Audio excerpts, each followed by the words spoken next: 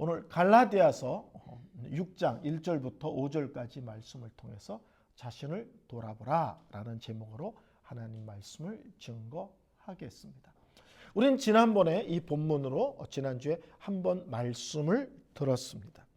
지난번 들은 말씀은 뭐냐면 교회 안에 죄를 지은 성도가 있다.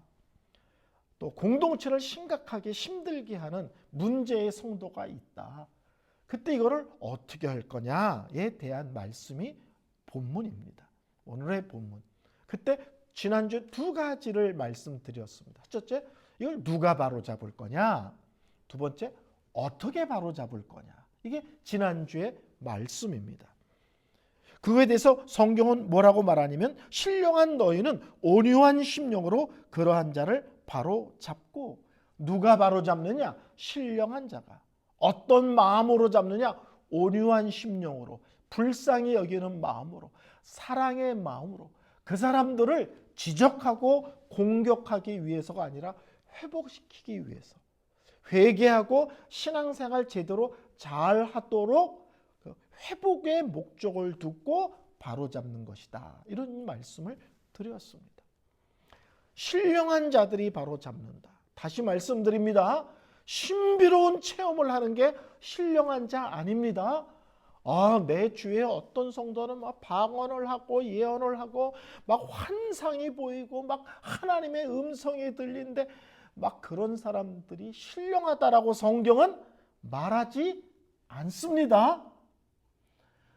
더 중요한 것은 성경은 그런 체험을 하는 사람이 영적으로 수준이 높다, 성숙하다, 영적인 사람이야, 이런 얘기하지 않습니다.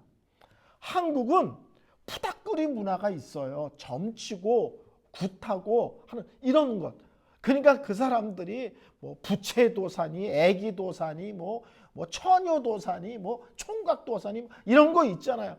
그 사람들이 이렇게 딱 점치러 들어오면 척 보면 앱니다.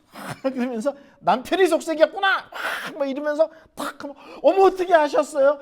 그러면 정말 용해. 한국은 그런 것을 신령하다고 생각한다고요. 어떤 집에 탁 갔더니 이 집에는 영적인 기운이 이상해, 기도가 필요한 집이야, 뭐 이런 얘기를 하면 어머 우리 목사님 말도 못하게 영적이네 그러는데, 목사가 영적인 게 아니라 목사가 무당 숭례를 내는 거예요. 그런 거에 속지 마시라는 거예요. 성경에서 신령하다, 영적이라는 말은 신비로운 체험을 하는 특별한 사람이 아니고요. 정말 하나님의 은혜를 받으면, 정말 성령과 동행하는 삶을 살면 이상한 짓을 하는 게 아니라 우리의 일상의 삶을 정상적으로 제대로 잘 살게 됩니다.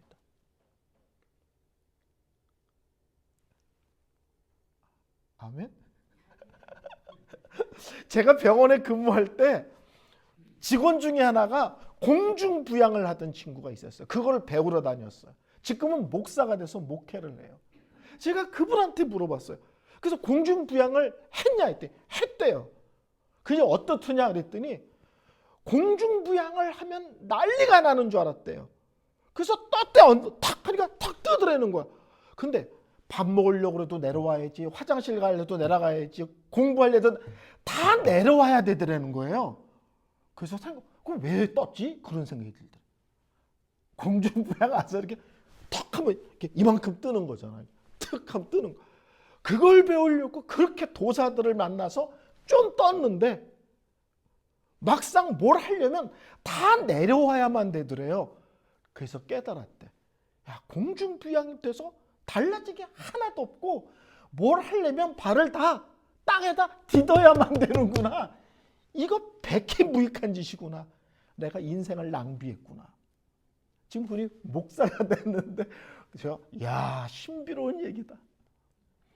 하나님의 은혜를 깊이 체험하면 공중부양을 하는 게 아니에요. 막 눈을 뜨면 막 천국이 막 보이, 이런 게 아니라 나에게 허락한 삶을 누구보다도 제대로 누구보다도 정상적으로, 누구보다도 잘 사는 거예요. 그게 영적이고 그게 신령한 겁니다. 성령 안에서 살아라. 그러면 성령의 열매를 맺게 될 거다. 성령의 열매가 다 뭐예요? 관계에 대한 거예요. 세 개는 하나님과의 관계 속에서 맺어지는 열매, 세 개는 다른 사람들과의 관계에서 맺어지는 열매, 세 가지는 자기 자신과의 관계 속에서 맺어지는 열매. 성령 안에서 살면 사람이 붕 떠서 다니는 것이 아니라 하나님과 내 주위에 있는 사람들과 나 자신과의 관계 속에서 모든 것이 질서를 갖고 아름답고 고상하고 복된 삶을 살아내는 것, 그런 성품을 지니게 되는 것이라고 성경은 말씀합니다. 그게 영적인 거고 그것이 신령한 것이에요. 성령 충만을 받아라. 에베소서에서 말씀하잖아요. 성령 충만 받으면 무슨 일이 벌어집니까? 그랬더니 막 기도를 5시간씩 해도 힘이 안 들어. 목이 안 쉬어. 그런 얘기 하나요? 성령 충만 받으면 놀랍게도 이렇게 얘기해요. 감사의 사람이 되고 다른 성도들과 아름답게 교제하는 교제, 관계가 좋아지는 사람이 되고, 그다음이 너무 웃겨요. 성령 충만하면 어떤 사람이 되냐면 아내가 좋은 아내가 되고 남편이 좋은 남편이 되고 부모가 좋은 엄마 아빠가 되고 자식이 하나님의 은혜를 깊이 체험하면 자식 노릇을 제대로 하게 된다. 신비로운 뭐가 아니라 우리의 일상 삶을 누구보다도 하나님을 만나면, 하나님의 은혜에 깊이 체험이 있으면, 성령과 동행하는 삶을 살면 일상의 삶을 아름답게 사는 것, 다른 사람과의 관계를 아름답게 잘 맺어가는 것, 성품이 아름답게 다듬어져가는 것, 이런 거를 영적, 이런 것을 신령하다고 얘기를 하는 겁니다. 이런 데 초점을 맞추며 이런 것에 아름다운 믿음의 진보가 있는 사람이 신령한 사람, 영적인 사람입니다. 이런 믿음의 중심을 갖고 살아가는 사람이 쓰러지고 넘어지는 지체들을 불쌍히 여기는 마음으로 다가가서 잘 회복시켜라. 이게 성경 본문의 내용입니다. 이게 지난주 말씀이에요. 근데 오늘 말씀은 뭐냐면, 그래, 신령한 사람이 다른 사람을 잘 회복시키는데 그때 먼저 자기 자신을 좀 점검해봐라 를 3가지로 얘기하는 거예요. 첫째가 뭐냐면 자신을 먼저 돌아보라, 자신을 먼저 살피라, 이런 것입니다. 그래서 1절에 너 자신을 살펴보아, 각각 자기 일을 살피라. 4절 2번이나 다른 사람의 문제를 바로 잡으려면 첫째, 너 자신부터 먼저 점검해봐. 혹시 너는 네가 더 심각한 죄나 문제가 있는 건 아니냐? 또는 네가 같은 문제에 빠져 있지는 않냐? 똑같진 않지만 비슷한 문제가 네 삶과 네 내면에는 있지 않냐? 우리가 다른 사람을 지적하고 가리키고 하는 건 쉬워요. 근데 성경은 전제가 있다. 너 자신을 먼저 돌아보라. 성도의 죄가 드러나면 그 사람을 바로잡아야 되겠다고 달려들기 전에 너 자신을 먼저 돌아보라.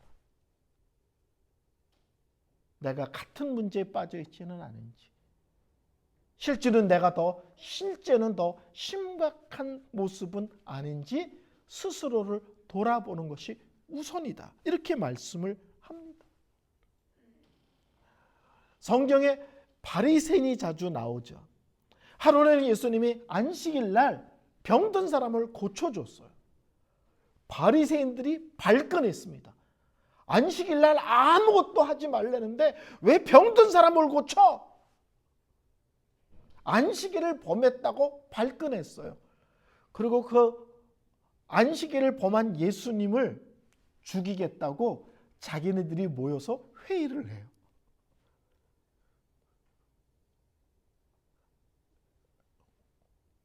무슨 말인지 아세요? 예수님 안식일 범했다고 난리치면서 자기네들은 그 안식일 날 뭘 하냐면 어떻게 예수를 죽일까를 의논해. 예수님이 문제 있다고 지적하는데 지적하는 자기는 돌아서서 사람 죽일 회의를 하고 있는 거예요. 오늘 본문이 그런 거예요. 다른 사람의 문제를 알고 다가가기 전에 혹시 너는 그런 죄에 안 빠져 있니? 혹시 너는 더 심각한 죄에서 허덕이고 있지는 않니? 이렇게 먼저 돌아보라는 겁니다. 우리는 어떤 죄에 어떤 문제가 되면 되게 예민하게 반응하는데 예민하게 반응하는 이유가 여러 가지가 있죠. 그 중에 하나가 뭐냐면 실제로는 나에게 똑같은 문제가 있을 때 되게 예민합니다.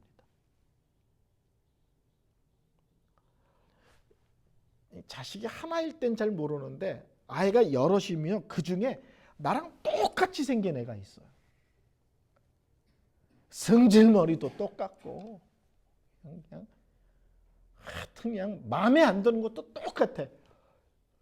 근데 그게 뭐냐면 실제 자기 모습인 거예요. 그 애 속에서 자기 모습을 보니까 너무 더기가 더 힘든 거예요. 안 그러신가요?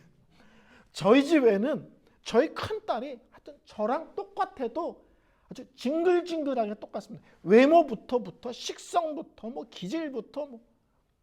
그러니까 걔가 마음에 안 들 때 제가 훨씬 더 힘듭니다. 실제로는 걔 모습 속에서 나의 못난 모습을 같이 보거든요. 그러니까 성경이 누구를 막 지적하거나 이런 거 조심해야 할 게 실제로는 그게 네 문제일 수 있다. 이거예요. 또 하나 누군가를 바로잡는다고 하지만 실제로 우리 내면에 정작 내가 나는 안 그래. 나는 깨끗해. 이런 영적인 우월감으로 다가갈 수 있다는 거예요. 누군가를 돕겠다고 다가가지만 내면 깊은 곳에는 자기는 영적인 우월감. 나는 저보다 적어도 너보다는 나. 나는 적어도 그런 죄는 안 지어. 이런 영적인 우월감을 갖고 지체들에게 다가가면 그건 회복시키기 위한 것이 아니라 실제로는 자신을 드러내기 위한 행위일 수 있다는 겁니다. 그래서 오늘 성경은 얘기합니다. 너 자신을 살펴보아 너도 시험을 받을까 두려워. 하나님 앞에서 먼저 너 자신을 점검해 보라. 확인해 보라. 나는 같은 문제에 직면해 있지 않은지. 그런데도 불구하고 아무렇지도 않은 양, 나랑은 상관없는 양 말하고 행동하는 것은 하나님 앞에 두려운 것이다. 지체가 문제 있으면 그에게 다가가 바로 잡아야 되지만 그 우선의 문제는 너 자신을 점검하라. 두 번째, 참 무서운 말씀인데 내가 대단하지 않다는 것을 항상 기억하고 있어야 된다. 이렇게 얘기를 합니다. 3절 4절입니다. 만일 누가 아무것도 되지 못하고 된 줄로 생각하면 스스로 속임이라. 각각 자기 일을 살피라. 그리하면 자랑할 것이 자기에게는 있어도 남에게는 있지 아니하리니. 이거를 좀 쉽게 설명하면 이런 말씀입니다. 아무것도 아니면서 무엇이 된 것처럼 생각하면 자신을 속이는 것이다. 자기에게 자랑거리가 있다 해도 남에게까지 자랑할 것이 아니다. 우리가 자신을 깊이 돌아볼 때 어떤 것이 있냐면 내가 그렇게 대단한 사람이 아니라는 사실을 항상 기억하고 있어야 된다는 거예요. 무엇보다도 하나님 앞에 내가 죄인이라는 사실을 우리는 문득문득 놓쳐요.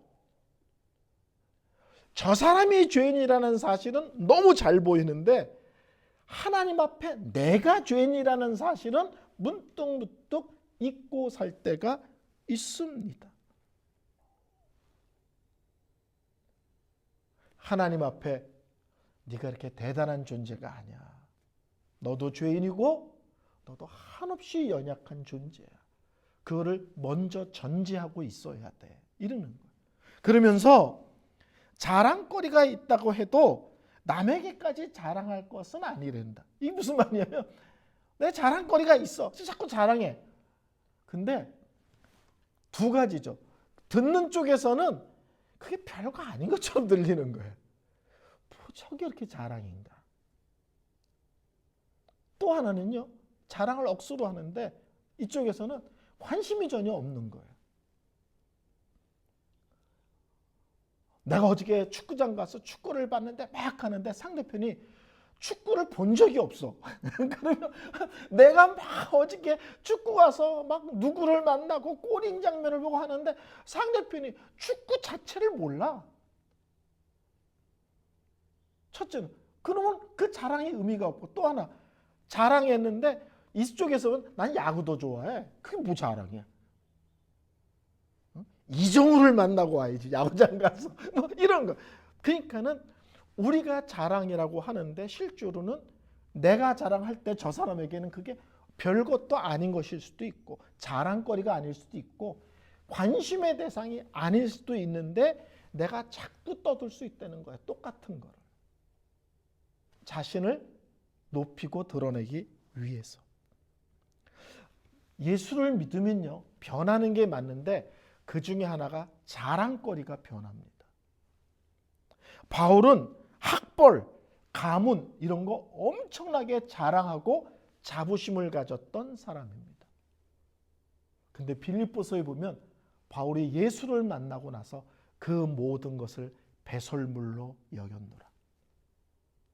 예수를 아는 것보다 더 고상하고 예수를 아는 것보다 더 멋있고 근사한 게 없더라는 거예요. 그전에는 학벌과 가문이 자기의 자랑이었는데 예수를 만나가 보니 그게 배설물같이 별거 아닌 것처럼 여겨지더라. 이런 거. 세상의 지위를 중요하게 여기는 사람이 있죠. 모세는 그 당시 최고의 나라인 애굽의 왕자의 위치에 있었습니다. 나중에 돌아보니까 그게 별거 아니더라는 거예요.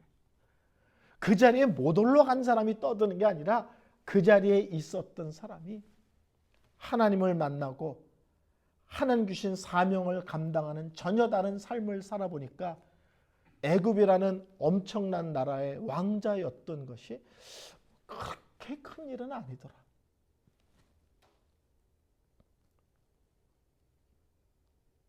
어렸을 때는 딱지치기, 구슬놀이 너무 중요하잖아요. 어렸을 때 혹시 이렇게 난닝구에다가 이렇게 딱지 따가지고 이렇게 난닝구에다가 담아서 집에 가져가 보신 적이 있어요? 옷장에다 딱지를 막 이렇게 막 쌓아놓고 세상을 얻은 것처럼. 근데 어른이 되면요, 그걸 다 줘도 안 가져요. 다 줘도. 왜 그래요? 중요한 게 변했고 자랑거리가 변했고 기쁨의 내용이 변한 거예요. 예수를 만나면 자랑이 바뀝니다. 오늘 성경은 두 번째, 다른 지체를 바로 잡을 때 혹시 네가 자랑거리 들고 나가서 거기서 떠들려고 하지는 않느냐? 그 얘기를 듣는 사람에게는 아무 의미 없는 이야기일 수도 있다는 사실을 알아라. 되게 실제적으로 얘기를 하죠. 세 번째는요, 자기의 짐을 지라 또는 서로의 짐을 지라 이렇게 말합니다. 2절입니다. 너희가 짐을 서로 지라. 5절에는 각각 자기의 짐을 질 것이니라. 2절에 너희가 짐을 서로 지라 할 때 이 짐은요, 큰 짐이에요. 혼자 감당할 수 없는 큰 짐. 근데 5절에 각각 자기 짐을 질 것이다. 이런 것은 쉽게 말하면 작은 짐이에요. 여행할 때 우리가 탁 가방 하나 들고 움직일 수 있잖아요. 그렇죠? 그런 짐. 그래서 두 가지를 얘기하는 거예요. 큰 짐은 서로 함께 지라. 작은 내 짐은 내가 제대로 지라. 이런 거예요. 그러니까 성숙한 자, 신령한 자, 영적인 자의 또 다른 모습이 뭐냐면 자기가 감당해야 될 내 목의 삶은 잘 감당하면서 다른 지체에 힘들고 어려운 것들은 나눠질 줄 아는 사람. 이게 신령한 사람이라는 거예요. 그런 삶을 살아내는 사람이 다른 지체가 문제가 있을 때 다가가야 제대로 돕고 섬길 수 있다는 겁니다. 우리 식으로 하면 이런 거예요. 자기 앞가림을 분명히 하면서 다른 지체에 힘들고 어렵고 한 문제들이 있으면 그 짐들을 함께 지는 사람이 되라. 우리나라 말에 이런 말이 있습니다. 자기 앞가림도 제대로 못하면서 감나라 배나라 그런 얘기 하지 마. 이런 얘기 있죠. 우리나라 말에. 그렇죠. 오늘 본문에 그런 거예요. 자기 앞가림을 잘 하고 일단 그리고 다른 지체에 힘들고 어려운 짐을 함께 나누지라. 제가 오늘 제가 아주 존경하는 유명한 신학자의 책을 봤더니 거기서 이 본문을 이렇게 해석했어요. 지체가 죄를 지면 그냥 죄를 졌다로만 끝나지 않고 죄를 졌기 때문에 그것에 파생되는 많은 문제들이 생기잖아요. 그렇죠? 그러니까 가서 그 사람의 잘못된 것만 바로잡지 말고 그 사람이 사고 쳐서 저질러진 많은 일들을 함께 지라, 함께 수습해줘라, 함께 부담하라 이런 뜻이라는 거예요. 사람만이 아니라 그 사람이 문제를 일으켰기 때문에 일어난 파생된 문제들에 대해서도 그 짐을 함께 나누어지는 그런 모습으로 다른 지체에게 다가가라 하는 것입니다. 교회를 설명할 수 있는 단어가 참 많습니다. 그 중에 하나가 함께라는 단어입니다. 그렇죠? 우린 함께 예배하잖아요. 우린 함께 찬양하잖아요. 우린 함께 천국 가는 백성이잖아요. 그렇죠? 그래서 교회를 설명하는 단어 중에 하나가 함께예요. 함께. 오늘 본문은 함께 서로 다른 지체가 문제가 일어나면 그 사람만 회복시키지 말고 그 사람이 일으킨 문제 때문에 파생된 크고 작은 일들도 성숙한 너희들이 함께 부담하고 같이 수습하고 그런 어려움을 함께 나누는 모습이어야 한다. 이렇게 말씀하고 있습니다. 설교를 결론 내리겠습니다. 교회에서 참 중요한 것은요, 하나됨과 거룩함입니다. 어떤 식이든지 교회는 하나됨이 깨지는 일에 힘을 보태면 안 됩니다. 어떤 일이든지 하나 되는 것, 함께하는 것에 힘을 보태야 합니다. 또 하나 교회에서 아주 중요한 것은 거룩성입니다. 교리의 거룩성도 중요하죠. 이단이 들어오면 큰일 나지 않습니까? 이단이. 그렇지만 또 하나는 삶의 거룩입니다. 죄악된 요소들이 교회에 들어와서 힘을 얻고 아무렇지도 않고 부끄러워하지 않는 것, 이런 것들이 당연히 되면 안 됩니다. 그래서 성경은 그런 것에 대하여 분명한 자세를 취하라고 우리에게 요구합니다. 그래서 바로잡으라.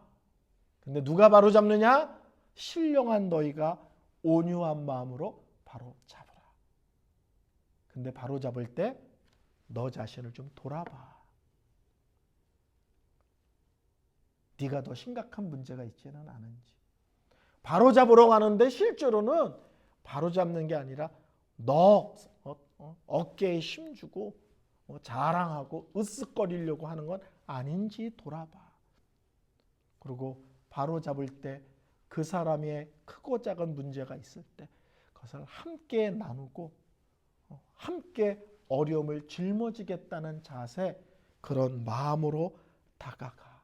이렇게 말씀합니다. 교회는 이렇게 평소에는 잘 이렇게 움직이는 것 같지만 교회는 시험 들려면요 아무것도 아닌데 한순간에 교회가 어려움에 휩싸이기도 합니다. 나중에 보면 애 장난 같아요.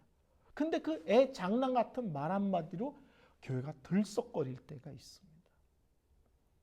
그럴 때 믿음의 사람, 기도의 사람, 날마다 하나님과 동행하기를 기뻐하는 성도들이 그런 문제가 있을 때 중심을 잘 잡아야 됩니다.